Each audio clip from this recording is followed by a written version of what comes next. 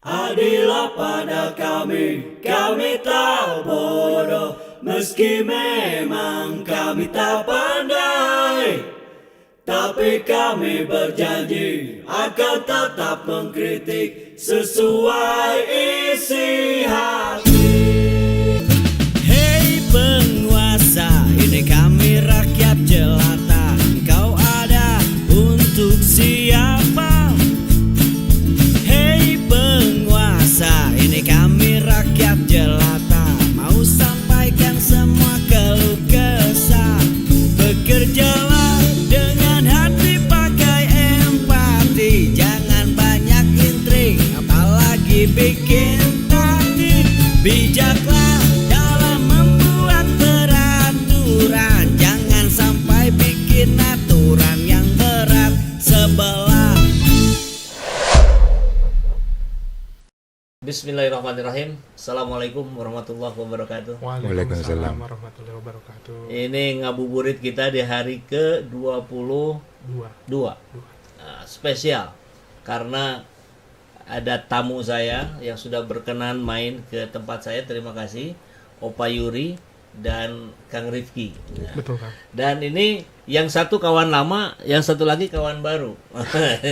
Hari ini, sore ini saya bertemu dengan Opa Yuri. Nama lengkapnya Yuri Romero Hurtado ya. That's right. Beliau sudah ada di Indonesia rupanya dari sejak tahun 2017. Ternyata dari rekam jejaknya, kalau kita lihat aktivitasnya itu banyak aktivitas-aktivitas yang terkait dengan kepedulian terhadap lingkungan. Kenapa ini saya dikasih tahu nama panggilannya Opa Yuri? Kenapa Opa? Opa itu kan kalau nggak salah Korea ya? Ya, tapi versi saya bukan Korea.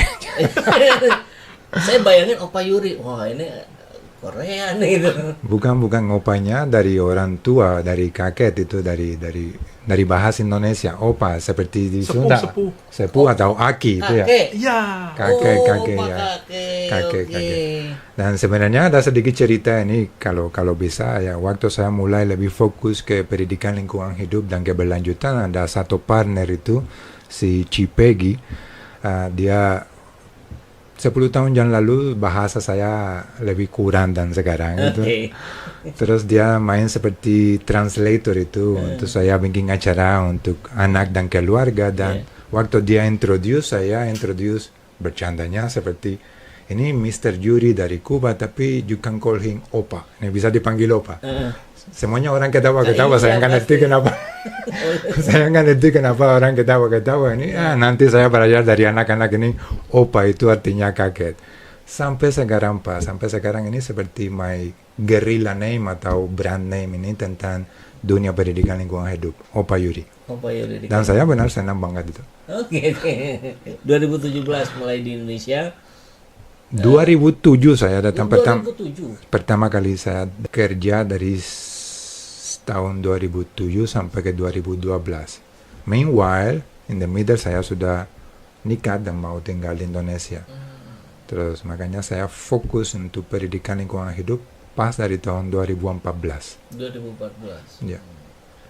Itu sudah stay di Indonesia ya sejak. Sudah stay di Indonesia ya. Nggak mau kemana-mana lagi. Kenapa? Enak gitu. Saya sudah tahu dari Indonesia sebelum datang tahun 2007. Saya sudah cinta Indonesia sebelum datang karena banyak long time ago waktu saya kuliah, banyak buku, banyak belajar dari case study Indonesia itu ya. Dari dua komponen profesional saya, pendidikan lingkungan hidup Indonesia ini kuat banget, masuk dalam 5 negara yang paling biodiversity di dunia, ada Indonesia, sama Brasil, sama Kongo, dan cultural diversity juga kuat banget. Terus dari dua branch profesional saya, lingkungan hidup dan social science, Indonesianya contoh kuat. Makanya saya sudah tahu banyak about Indonesia sebelum datang ke sini. So waktu datang ke sini realitas sedikit beda itu ya dari buku. Ya pasti ya. Tapi yang mendasari mau berdedikasi untuk kemajuan Indonesia dan seterusnya padahal kalau kebangsaan Kuba ya. Nah, kalau coba perbandingannya itu sendiri bagaimana tuh antara Kuba dan Indonesia dalam hal-hal yang digeluti oleh Opa Yuri hari ini? Kuba negara miskin Pak, ini Kuba negara kecil, ini kita masih ada ekonomi embargo dari Amerika Serikat. Saya dari waktu kecil senang sehat tapi enggak pakai banyak konsumsi kan. Ini isu ekonomi ini rata-rata banget itu ya. Cukup untuk hidup sehat dan baik, tapi enggak ada isu konsumsi kuat di sana. Tapi on the other hand, pendidikan bagus, pendidikan kuat. Terus help me to find banyak answer ini tentang experience hidup saya mulai keluar di luar Kuba tahun 2004 tuh keliling dunianya sampai ke Indonesia tahun 2007. Oke, nah kemudian kita lihat ada pengalaman internasionalnya kan di Kuba, ini satukan kerajaan itu apa ya? Inggris ya, Inggris. United Kingdom. Oh, translate ya? Betul. Oke, Rusia, Mozambik, dan Indonesia. Yeah. Oke, jadi berarti kalau hitungan hari ini paling lama selain di Kuba tentu sebagai negara kelahiran Indonesia ya. Indonesia. Ini bangsa Sudah kedua, kemana aja? bukan Bu. Bangsa kedua. Ya, bukan negara kerja lagi itu ya, dari tahun 2011 atau ya saya sudah mau tinggal di sini ya.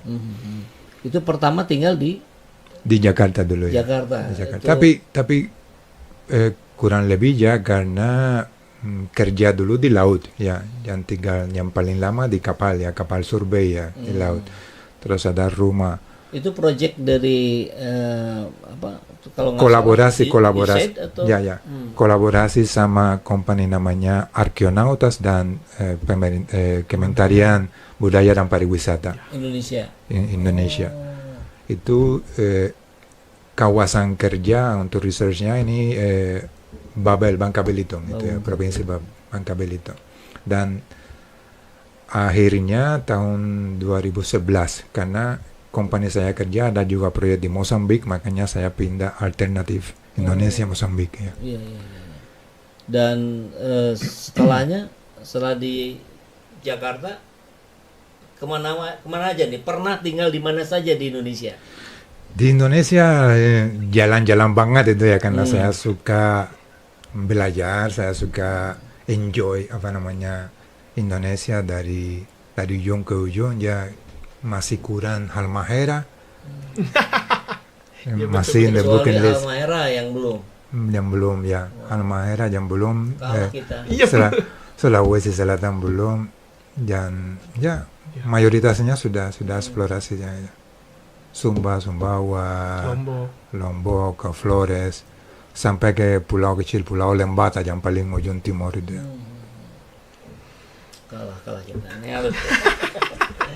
Oke, dari berbagai wilayah yang sudah dikunjungi terkait dengan kondisi tadi yang kita singgung itu, fenomena masyarakat kita, yang sedang dilakukan oleh Opa Yuri adalah aksi-aksi, aktivitas untuk bentuk kepedulian terhadap lingkungan.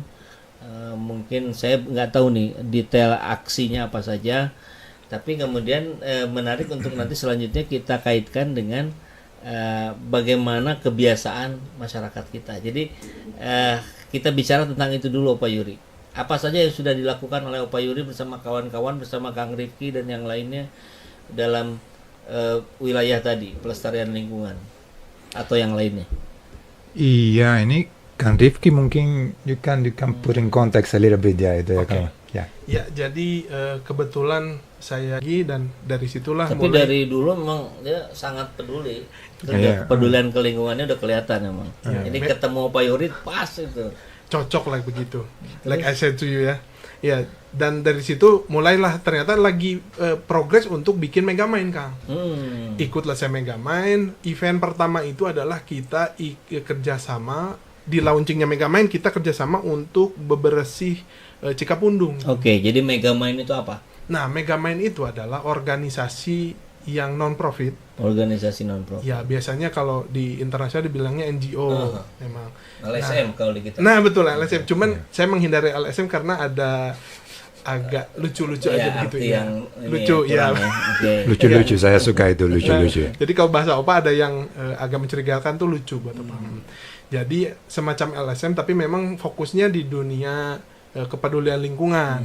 Dan ya kebetulan saya pun tertarik, dari situ mulai beberapa event, termasuk saya diajakin untuk ke Jakarta ikutan yang tadi bareng Indonesia Indah Foundation juga, kemudian turun juga di longsor batuan di Purwakarta juga kan. Itu tangga bencana berarti maksudnya. Betul, karena memang secara organisasi kita peduli lingkungan, tapi Opa Yuri memang sudah terkoneksi dengan lembaga-lembaga atau kegiatan aktivitas peduli lingkungan dan kebencanaan sudah dari jauh-jauh hari. Ya, gitu. post disaster stress relief itu ya. Itu ya termasuk di Aceh pun ikut, walaupun saya belum, tapi memang dia secara personal ikut terus di mana-mana. Kebetulan yang Purwakarta saya udah kenal, diajaklah saya ke sana gitu Kang. Oh, Purwakarta yang gempa Ada. Longsor Nah, itu. yang lucunya itu longsornya tidak terekspos. Oh. Tapi kalau saya waktu ke sana ada batu segede setengah mobil Kijang. Dan memang yang longsornya itu gunung batu, bukan gunung pasir biasa gitu. Jadi tapi memang nggak tahu ada isu apa, tapi ketutup. Tapi intinya kita ikutan ke sana dan menghibur anak-anak gitu. Ya kita fokusnya di pos disasternya sih sebenarnya gitu. Dan support ormas itu ya. Ya kebetulan dibantu ormas juga di sana. Begitu. Ya seperti yang pernah kita lakukan dulu juga di Pangandaran ya. Nah, betul. Pangandaran di Jogja juga, gempa Jogja dan sebagainya. Baik, tapi yang menarik adalah ketika kita bicara bagaimana seorang Opa Yuri ini alasannya sih yang kita penasaran tuh apa yang membuat Anda mau peduli terhadap lingkungan yang ada di Indonesia ketika masyarakat Indonesia sendiri nggak peduli itu, apa yang mendasarinya gitu? Kasihan kalau enggak Pak, kasihan banget kalau hilang gitu ya. Saya enggak sabarnya, saya enggak, I don't want to accept. Iya, tidak To mau lost. menerima gitu kalau sampai hilang. To lost itu ya. Karena ini contoh ini saya masuk ke Indonesia lewat channel itu pelestarian budaya kan, karena arkeolog banyak situs-situs kapal sejarah bawah laut, ini korelasinya tentang arkeolog ya itu, tapi ada juga pelestarian budaya tentang itu ya. Indonesia ada banyak situs seperti itu ya, tapi sudah banyak yang destroyed, sudah yang hilang karena nggak ada strategi konservasi yang baik. Mungkin dari pemerintah ada aturan, mungkin dari pemerintah ada yang mau, tapi kurang support juga dari daerah atau dari orang masyarakat, karena orang masyarakat belum lihat ini itu ada value. Itu ada value. Ini kalau kita lihat budaya atau lingkungan itu sama, mereka nggak mau lihat ini seperti sesuatu mereka memiliki, you know, ini it is my belonging, it is my itu ya. Ada rasa memiliki apa ya? So kalau saya criticize itu orang Indonesia, it is like a begging with the golden ball gitu ya. Mereka mau cari duit tapi pakai mangkok yang emas gitu. Pakai mangkok emas itu ini kontras itu ya, itu Luar kontras. biasa perumpamaannya.